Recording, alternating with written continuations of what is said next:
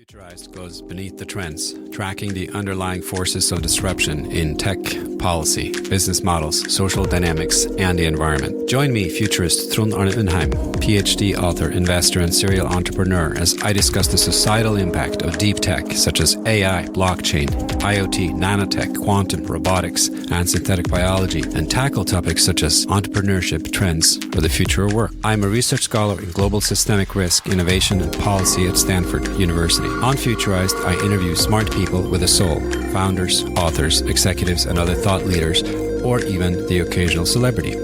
Futurized is a bi-weekly show preparing you to think about how to deal with the next decade's disruption so you can succeed and thrive no matter what happens. Futurized, conversations that matter.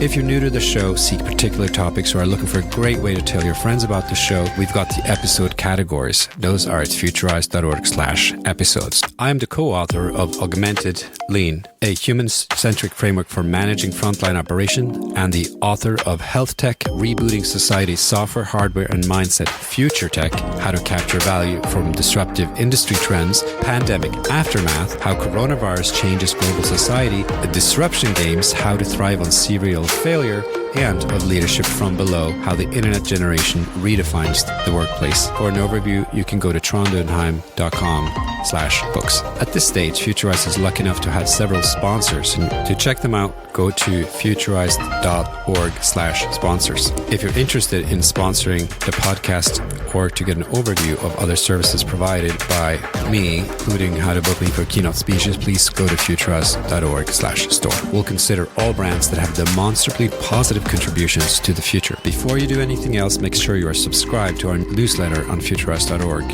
where you can find hundreds of episodes of conversations that matter to the future. Please also leave a positive review on iTunes. Thanks so much.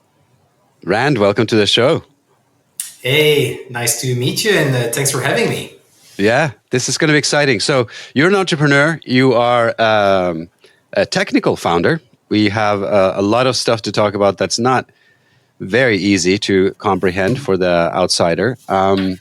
You're the CEO of Zama, the open source Homomorphic Encryption company, and you're an angel investor. I think you got your bachelor in computer science and bioinformatics from UCL in London. Is that right? Exactly. I also did a PhD in bioinformatics back in 2007 when I was there. Got it. Well, here's my question to you. Why are you now so deeply involved in encryption? Because a lot of people do computer science, but encryption is a very specific area. What brought you to this area? That's a good question. I guess I started being interested in privacy back in 1999. I was a teenager at the time, and I had just created a social network in Europe. And, as part of the social network, we had people, build profiles. There was like a messaging app. They could post pictures. And it was quite popular in Paris, at least at the time. And one day in school, this older, much taller guy, right, was like bullying me. And I was like, damn, I'm 14, he's 16. Like, it's a huge difference, at those ages, right? What could I do? I couldn't physically defend myself. So I thought, maybe the guy has an account on my social network, and maybe if I go and look at his messages, I could find something to blackmail him so that he would leave me alone. So I did, and I did find something. And so next time he came to school, I basically confronted him. I was like, hey, I know about XYZ secret crush you've got. If you don't leave me alone, I'm going to tell everyone about it, and you're going to be embarrassed. And so he did leave me alone. But from that point, I just couldn't shake that feeling that what I had done should not have been possible. Just because I was operating a service didn't give me the right to look into people's data on that service. And so one thing led to another, my PhD being in genomics, manipulating DNA data, that was also very private. And so I was like, okay, the only way we're going to scale the entire world to be online is if we figure out this privacy thing by design.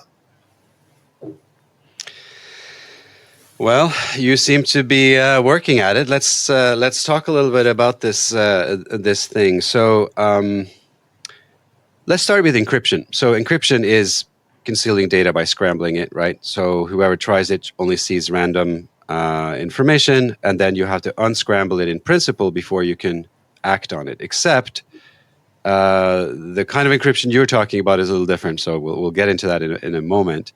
Why is encryption needed, Rand? Because, basically I get, okay, so there's more and more information online. I get that. And cyber threats, seem to be growing. And so those basics are okay. But why really is there such a need for encryption? So usually there are three reasons why you would want to keep data confidential. Either because you're using some untrusted infrastructure and you don't want the person who's providing, whatever, the Wi-Fi connection or the server to have access to the data that you're putting there, number one.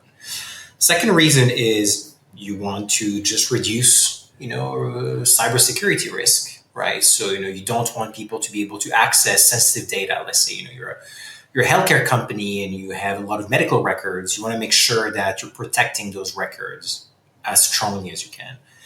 And the third one is sometimes you might want to collaborate with other organizations, but you might not want to share all your data with them to do so.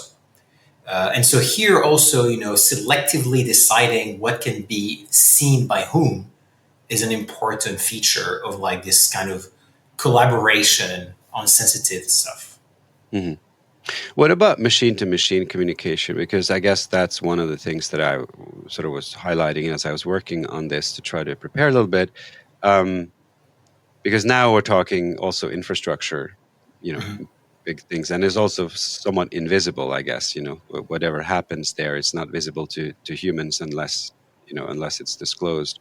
Is also, is this solution also something that works on machine-to-machine, or is it purely for... Oh, 100%. 100%.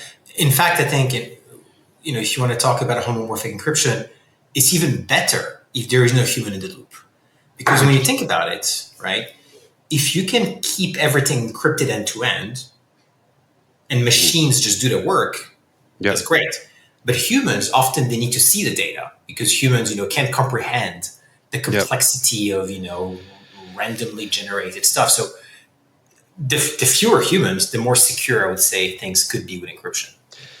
So, Rand, I'm gonna have a go at homomorphic encryption, and I want you to give it your best shot. Correct me. So first of all, it seems to be a long-standing, impossible problem. How could you fully encrypt something and still keep working on it? So that's essentially the promise of fully homomorphic encryption. And it was a problem back from 1875. People were working on this and, suggested that this would be a wonderful thing. These two French guys. And just briefly, so holomorphic is a really strange word, but it's Greek for whole means meaning, obviously, and morphe means form. So it's like something to do with meaning and form. But then I've understood there was a breakthrough back in 78, or at least it was really described in 78. But then it was all the way until 2009 with Gentry, who had a bootstrapping technique that really kind of got this going. And then after that, I don't really know. It's kind of hard for the outsider to really understand, but there seems to be some algorithmic improvements in 2013, the BGV scheme. That's what I've pieced together. Am I on the right track here? Why is this taking so long? 1875, that's a long time ago. Yes, it's a very long time ago. So the idea of homomorphic encryption is that you can compute on encrypted data without actually having to decrypt it first. So, for example, if I encrypt A and I encrypt B, and I add the encryption of A with the encryption of B, I end up with an encryption of A plus B. So when I decrypt it, I just get A plus B. So this is great because it means that you can basically apply a program or a function on the encrypted data without actually having to know what the data is. Originally in the 70s, it was first actually discussed that you could have homomorphic encryption, but people only really knew how to do some very specific things like multiplication or addition. They wouldn't be able to do both or to do anything more complicated. It's just because people didn't figure out the mathematics behind it. In fact, my co-founder at Zama, my company, Pascal Payet, was the first one to invent the homomorphic addition with the Payet scheme. And so for I should time, point out that I was impressed by this. I don't know, PhDs are impressive, but you have half of your employees are PhDs. That should tell us a little bit about what we're talking about. That's true. Indeed, we have the largest research team in the world working on homomorphic encryption. I mean, if anything, it tells you that, first of all, there are very few people working on that. And the second thing is that very few people actually try to really put resources onto this problem, right? Yeah. Like for 50 years, you had maybe a couple of people here and there collaborating. Nobody really said, okay, let's just put the 50 best researchers on the planet working together on solving that problem. Right. I mean, that's one of the reasons I'm interviewing you. I found it very fascinating, this whole effort. All right, so it's an old problem. It was not really figured out for the longest time, and then there were some breakthroughs underway. So the first problem was, how can you have something that is Turing complete, where you can do any kind of computation? So either you would need to be able to do like a Boolean circuit in homomorphic encryption, or you need to be able to do additions and multiplications. There's a theorem that says that you can do everything with that. So the first time someone figured out how to do both additions and multiplications was in the early 2000s. The problem is, every time you did an addition or multiplication, there was like some random noise that would grow in the data. And so after a few additions and multiplications, you had to stop because otherwise the data would just be randomized. And so Gentry, the big breakthrough, is that he invented a way to clean up this noise that was accumulating in the data so that you can keep on computing forever, which is what's called bootstrapping. I see. So that's where the bootstrapping, because I was wondering what the bootstrapping was bootstrapping, but it is all of this noise that gets generated during encryption. Exactly. It just cleans up. It's like, it's like a vacuum cleaner for the noise in your data, effectively. So then help me, why then do I read these things of encryption without bootstrapping? So then there's like with or without bootstrapping, but bootstrapping, this whole 2009 breakthrough was this cleanup process. And is that currently also the general approach? It is. So all of homomorphic encryption is basically based on a post-quantum cryptography problem called learning with errors. And if you want to compute forever, you need to bootstrap to clean up the noise as you go. So some people, because bootstrapping in itself is a very costly operation. So people are saying, okay, well, if I could have enough, I would say, space for the noise to grow, then supposedly I can compute my entire program without having to bootstrap. Mm-hmm. So that's actually something that's called leveled homomorphic encryption, because you have multiple levels of operations you can do before you run out of noise budget. So these are very efficient. Schemes like BGV, schemes like CKKS, they avoid bootstrapping at all costs because it's too costly. And instead, they just say, okay, let's just use an enormous amount of memory and space to accumulate noise, and then we decrypt at the end. These approaches are great if you have a bounded size of computation. Right. User sends data, you decrypt, user decrypts, and you're done. But in many applications, you need to have, I would say, composability and reusability of the encrypted data. Think about a database, for example. I'm storing something in a database in encrypted form. I might be reusing this encrypted data an infinite number of times in the future. Yeah, and then the noise would simply keep on growing, right? Accumulating. And so here you have no choice but to use bootstrapping. So there's a scheme called TFHE, which is what Zama has been focusing on, which allows you to do extremely fast bootstrapping. Yeah. Do you want me maybe to wait for the siren to... Sirens are all good. It just gives us the live sense of podcasting. Okay. Yeah. So there's a scheme called TFHE that Zama is focusing on, which has an extremely fast bootstrapping technique. So in BGV, CKKS, bootstrapping takes 10, 20 seconds. So, every time you want to clean up, you wait 20 seconds, not very efficient.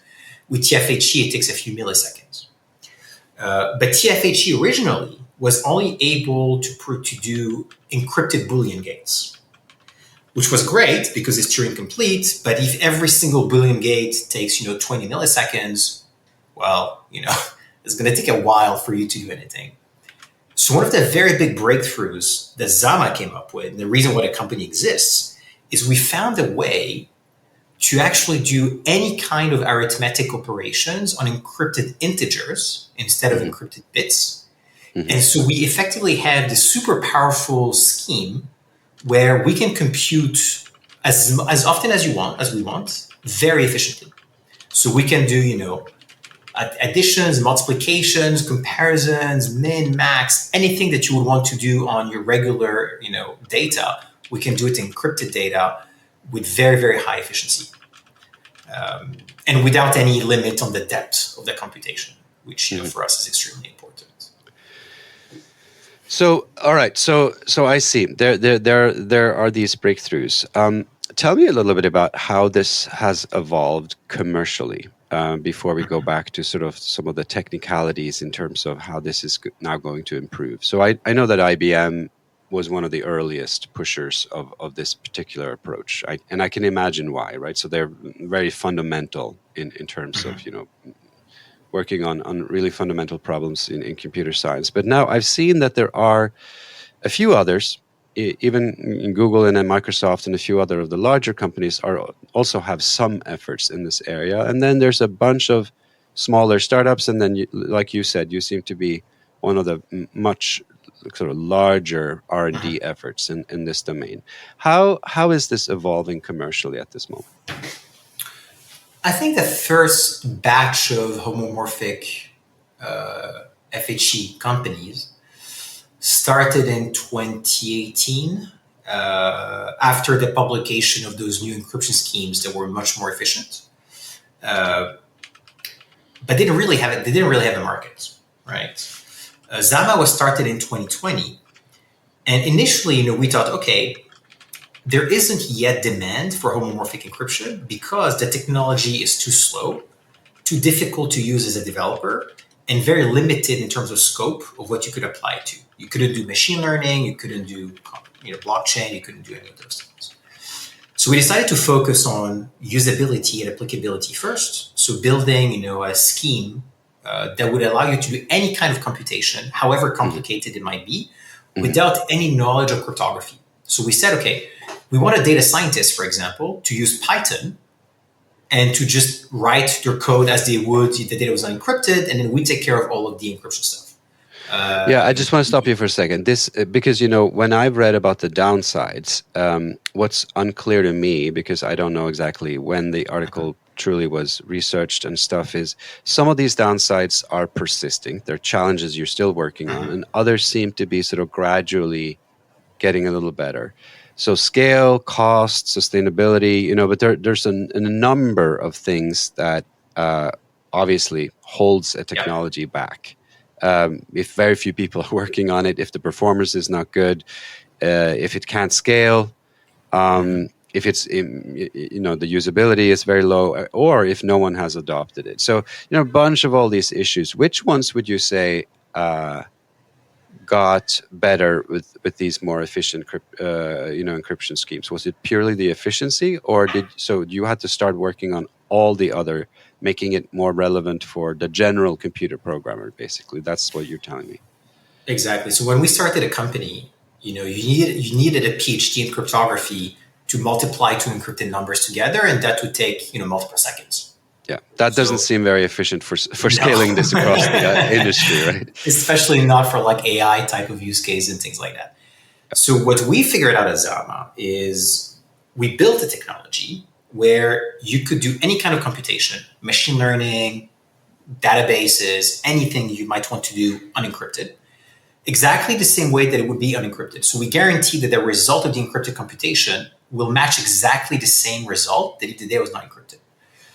That's the first thing, which is important because you don't want developers to have to second guess some weird approximation error coming from the noise or whatever, right? You want them to be interesting. And was that really, has that been historically a problem in all kinds of encryption? Oh yeah, because every other scheme only allows you to do additions and multiplications So if you want, for example, to compare two values, you have to approximate them, right? You cannot have an exact comparison if you're only doing additions and multiplications. Well, that's interesting. I can think of a bunch of industries where that wouldn't work at all. Like in the energy industry, like, if you scale things the wrong way, you blow out circuits and stuff. Or even just finance, right? Like in finance, if you have to transfer $1 million based on some condition, you want to make sure the condition is correct.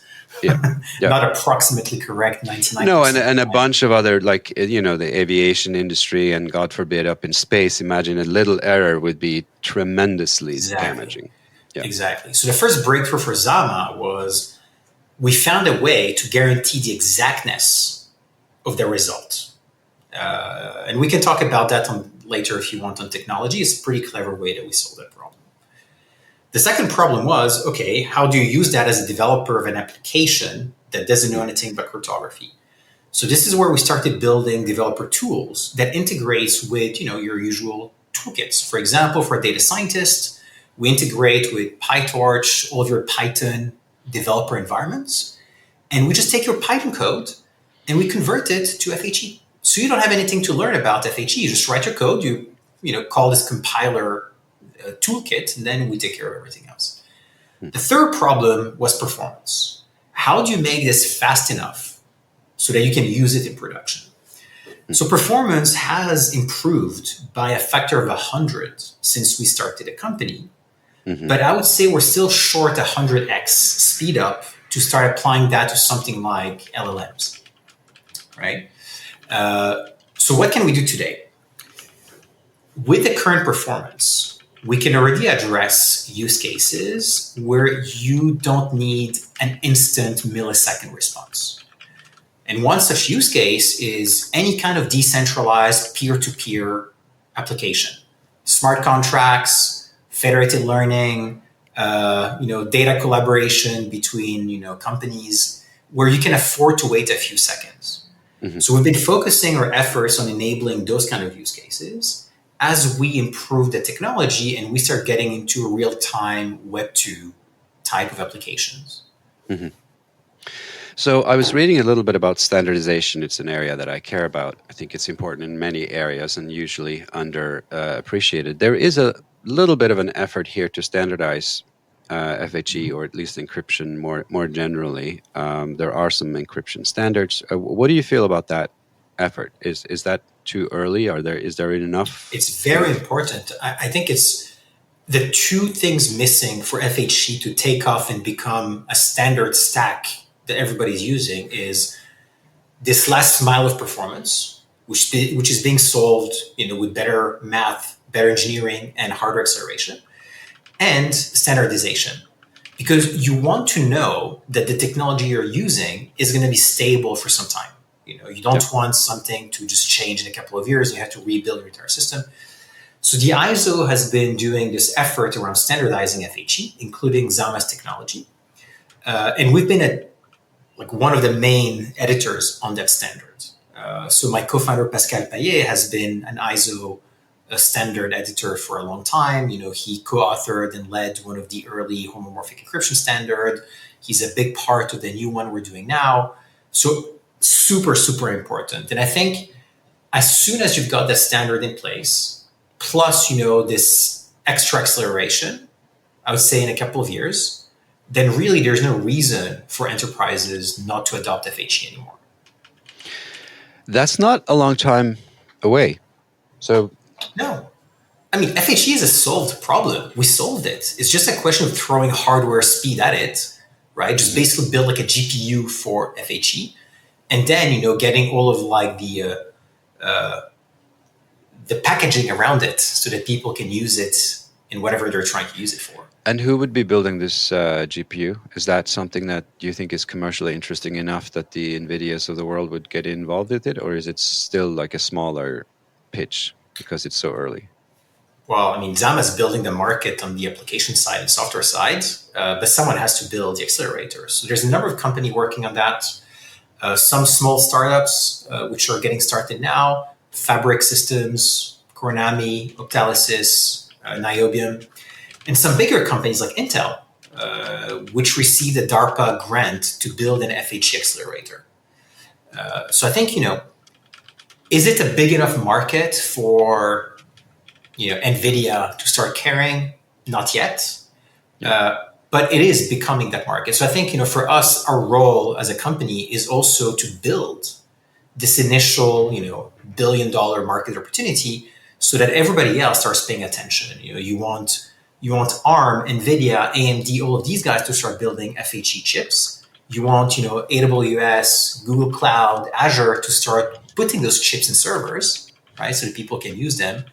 But all of that will only happen once companies like Zama prove that the market for FHE is huge. And why do you say billion-dollar market? Is that just a phrase, or do you think that's a realistic market size for the next few years? I think the market size is in the tens of billions eventually. The question is, how long will it take to get there?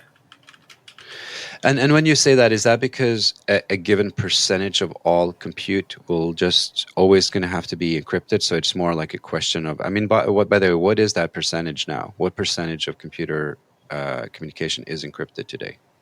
Do you know? I think communication alone, TLS is 90%, something like that. Mm-hmm. So since 2010, between 2010 and now, most of the internet traffic is encrypted because the cost of doing so is zero, right? There is no perceptible cost or latency to encrypting your communications. With FHE, that's the ultimate goal. The ultimate goal is that eventually homomorphic encryption becomes so efficient that as a company, there is no reason for you not to use it because, it just lowers your cyber risk. If you no longer have to worry about data that's unencrypted at any point in your, servers or infrastructure, you're reducing the attack surface for someone who would want to steal it. But this can only happen once it becomes efficient enough. So that's your vision for, just like there's HTTPS, you want an HTTPZ or something you call it. So you want this completely encrypted world. Exactly. I think, if we do our job right, you won't even know Zama exists. Because homomorphic encryption in our technology will just become part of a new internet protocol for end-to-end encryption of everything you're doing. So we talked a little bit about use cases. You said blockchain, and that has some advantages for you because it's not super time sensitive. What is the potential for something like blockchain to really, through secure layers, to really start empowering much larger parts of the world's it's huge. Trusted transactions? It's huge because when you think about it, in traditional cloud Web 2 type of applications, when you're sending data to a company, only the company has access to the data, right? Because the servers are private and kept secure by the company. So in that case, FHE is more of a cybersecurity mitigation strategy. It's not so much of a use case enabler. There is nothing you cannot do in Web 2 if you trust a company with the data. In a blockchain environment or any kind of peer-to-peer network is completely different because you are running an application on a public infrastructure on untrusted servers that you don't control. And so you cannot afford to do anything confidential by design. So here, FHE is not about reducing the risk of data breach. It's actually about enabling use cases where you need to keep data confidential, even though it's running on, public infrastructure. So let me give you an example. Let's take a blockchain. Right now, when you do a transaction in a blockchain, everybody can see how much you own, how much you've transferred, and everything you've done on chain. With homomorphic encryption, you can hide your on-chain balances, you can hide the amounts you're transferring. So all of a sudden, you can have confidentiality in all of the financial transfers being done on a blockchain. If you can have confidentiality on financial transfers, you can start building all kinds of financial tooling on top. You can build an on-chain exchange where people don't know what you're exchanging. You can start, building all kinds of different financial assets on chain without people knowing what those assets are. So, if you want to create like a blockchain for trading mortgages, you might not want everybody to know whose mortgage you're trading. Yeah. Right. Yep. But even something like gaming, if you and I want to play poker on a blockchain and we can see each other's cards, it's not exactly fun, is it? That wouldn't be so good. Yeah. So I think, that's why blockchain for me is such an important first go to market, because first of all, latency is not an issue. And second of all, you need FHE to build all those applications. It's either you don't build them it would or seem use to it. me that governments and banks and everybody who's sort of now a little wary about blockchain, they see the potential, but they're worried about controlling it. Wouldn't that be a good thing for them to have an encrypted blockchain? This it would seem that Yeah. particularly banks would be interested in this Oh, kind of 100%. feature. 100%. In fact, banks would not even be allowed to use a public, infrastructure like that. They need to keep things confidential. They have no choice. And so this is a way where you could have financial institutions working together and only reveal exactly what they need to reveal, not anything else. So I think for me, like, that's definitely going to be a major trend in the blockchain industry going forward. Blockchain is not just about trading fun things; it's also about just rebuilding Wall Street in a programmable way. Yeah. I want to talk more about the future in a second. I just want to get to this point here that we were talking about with the acceleration or the sort of the challenges that you think the industry is working on, but where there still are some ways to go. So the hardware acceleration seems to be really, really important in this space, Yeah. right? And then you mentioned post-quantum security many times. That's a difficult subject because most people don't even understand quantum technology, right? So then post-quantum security is an extra layer on top of that. Now we don't even understand True. security. So what does that even mean? And why would that need to be solidified? Because I would think that FHE already has sort of incorporated some of the lessons that we think will be needed in a post-quantum world. And maybe we should explain Yes. what a post-quantum world really is. Why don't you do that? Sure. Let me try. So a quantum computer is a new type of computer which is really good at some things that existing computers today are really bad at.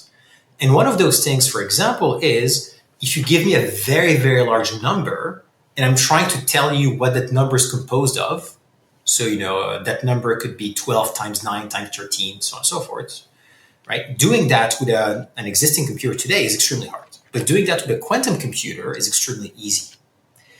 The problem is traditional cryptography that we've been using up until now, things like RSA, for example, have been based on the assumption that breaking down those very big numbers was very hard. So when people show that with a quantum computer, you could trivially break it, they're like, okay, so most of current cryptography is broken the day you have this new type of computer. So luckily enough, quantum computers are still a decade away, but it's only a decade away. So we have to start thinking about this post-quantum computer security, right? What happens when quantum computers becomes available? So there has been a lot of efforts around that, lots of proposals.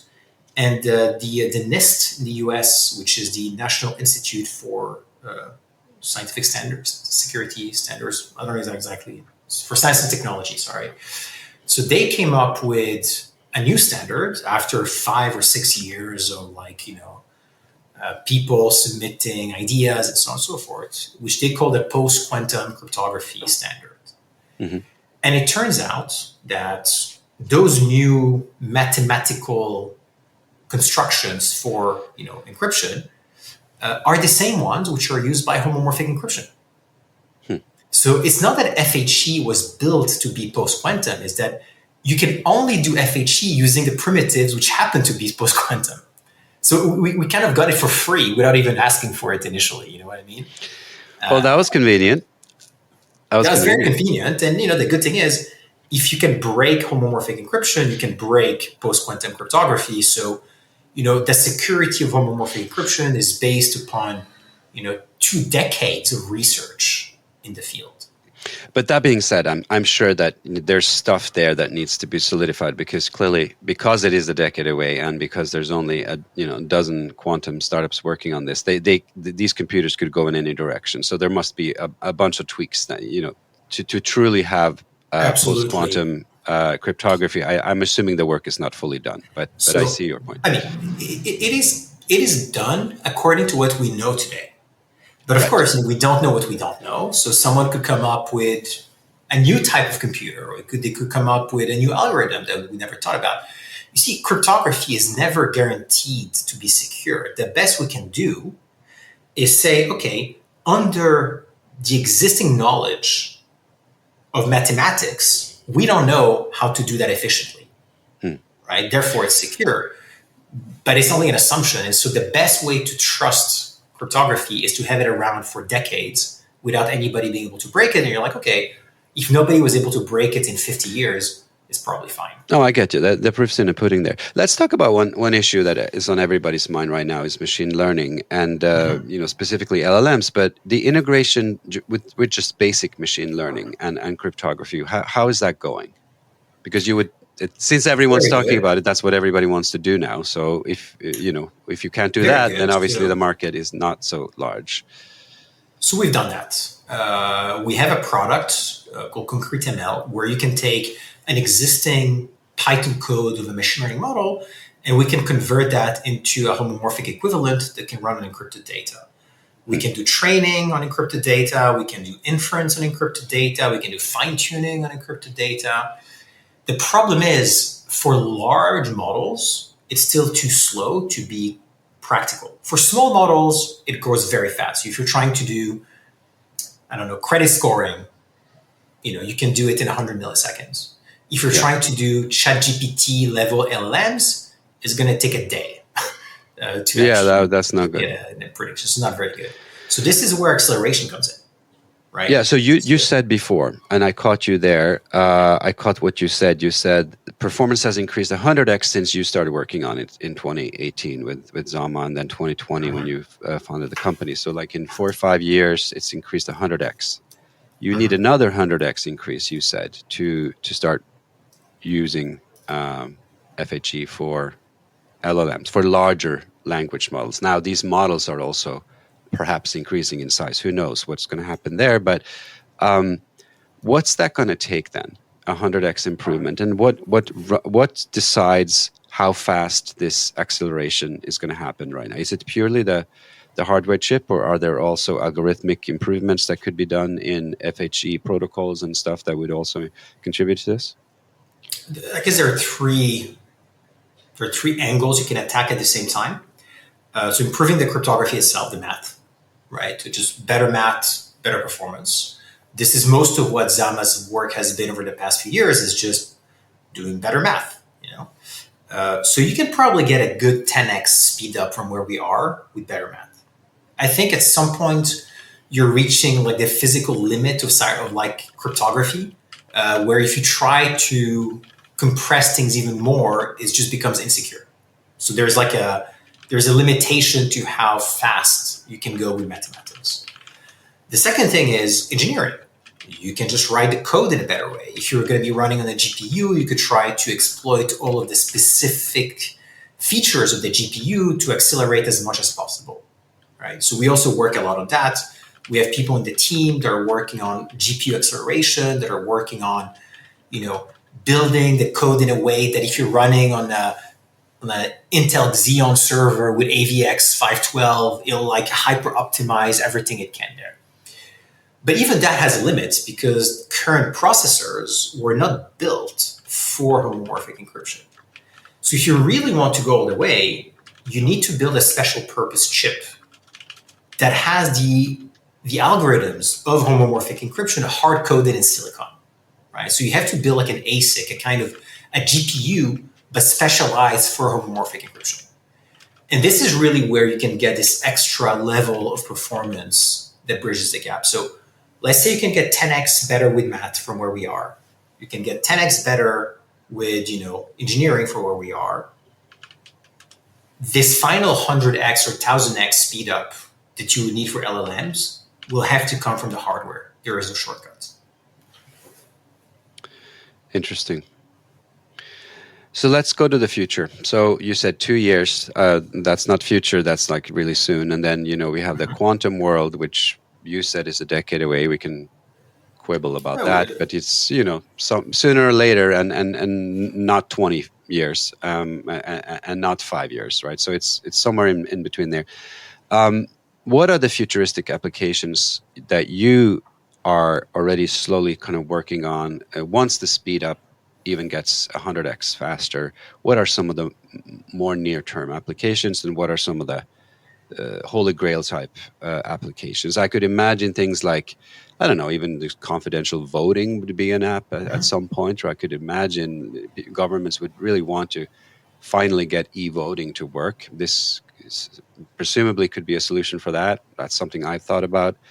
And then there's the big sectors: education, healthcare, all these things, right? And then I think you did talk about the internet, but even perhaps before that, SaaS applications, the enterprise space. When are these things going to come online? I'll share the master plan that we're following here. Right now, we're focusing on decentralized blockchain type of applications. This is really mostly finance when you think about it, right? What a blockchain is really good at is making finance programmable effectively. We can do that today. So step one is making everything you do in a blockchain decentralized environment end-to-end encrypted. That's being done. The company's doing great at doing that. The second step is scaling that to, I would say, more traditional type of applications in Web2 SaaS. So, any kind of software as a service company running in the cloud really should be using FHE for confidentiality and privacy.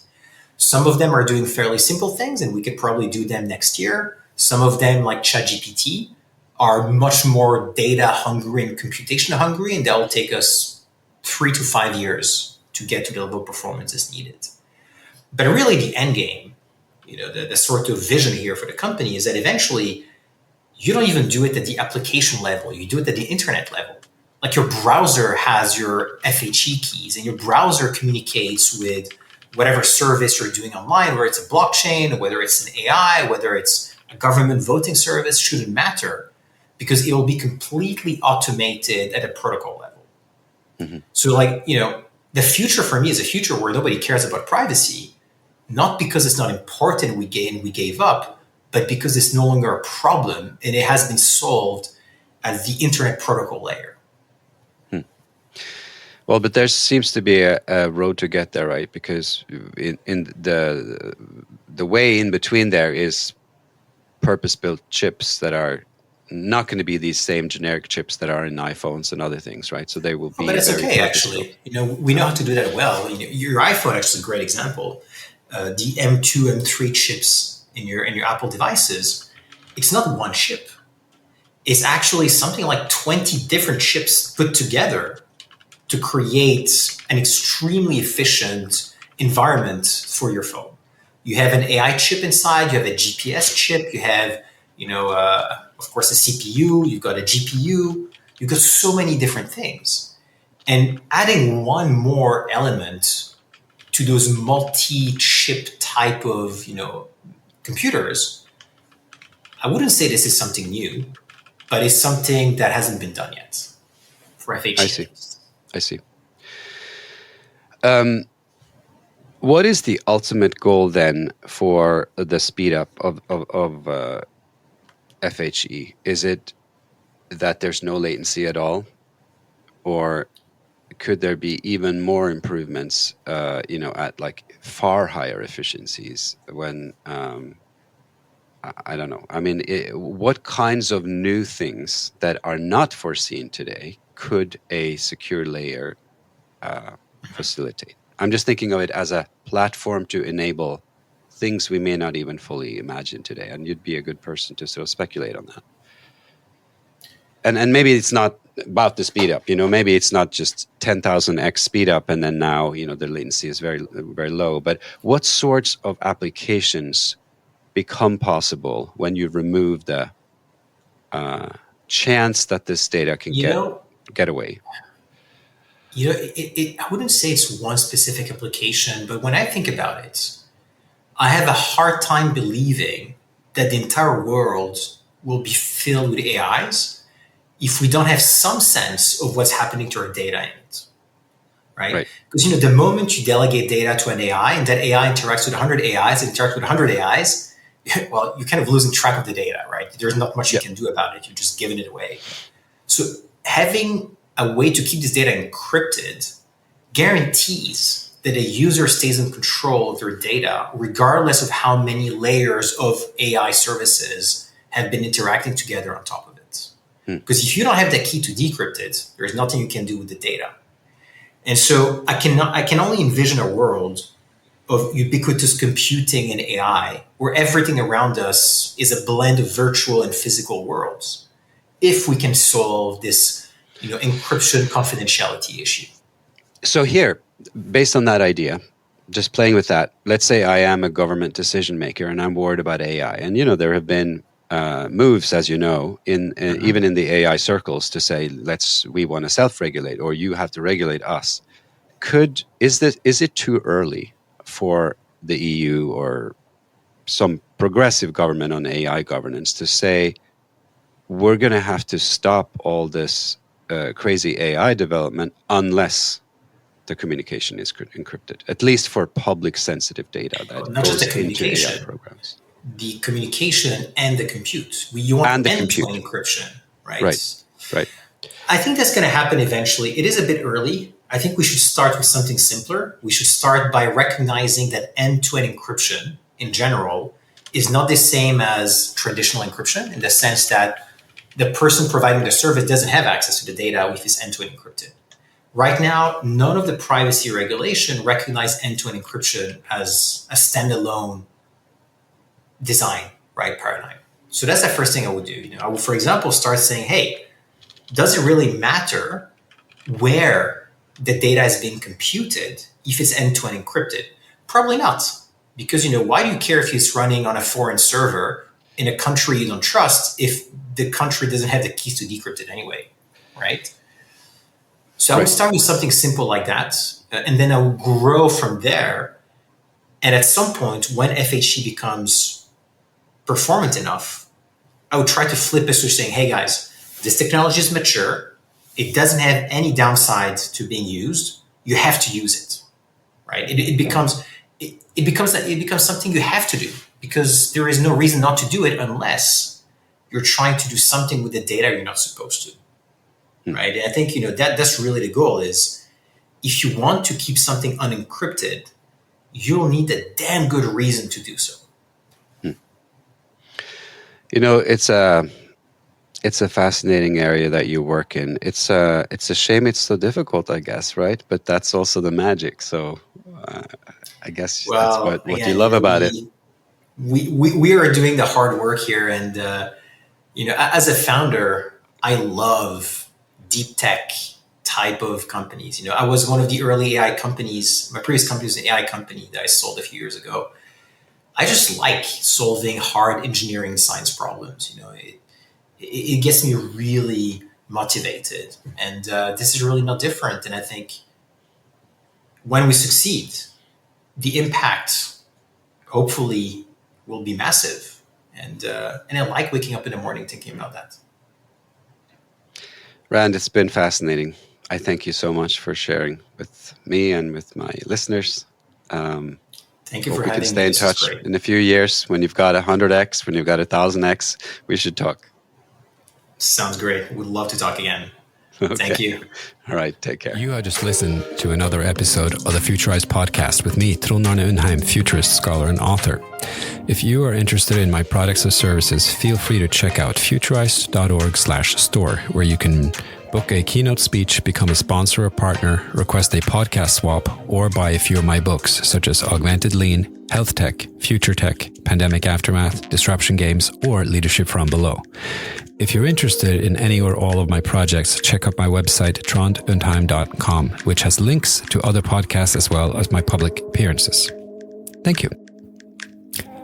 Please share this show with those you care about. To find us on social media is easy. We are Futurized on LinkedIn and YouTube, and Futurized 2 on Instagram and Twitter. See you next time. Futurized, conversations that matter.